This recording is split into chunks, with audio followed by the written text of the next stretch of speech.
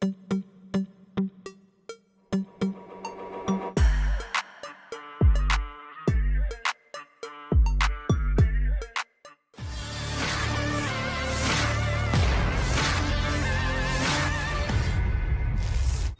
rekaman ramai beredar di media sosial Telegram pada Sabtu 4 Mei 2024. Dalam rekaman tersebut memperlihatkan detik-detik serangan tepat sasaran dari pejuang Rusia terhadap gudang amunisi angkatan bersenjata Ukraina.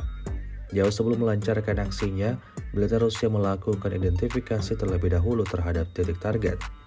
Setelah ditemukan, serangan mematikan langsung diluncurkan, hingga terjadi ledakan dahsyat seperti yang terekam kamera udara. Kebaran api disertai kepulan asap tebal membumbung tinggi di titik target. Dalam keterangan unggahan, tidak disebutkan di wilayah mana peristiwa ini berlangsung. Sejak video ini beredar, beragam komentar dituliskan warganet. Download Tribun X sekarang, menghadirkan lokal menjadi Indonesia.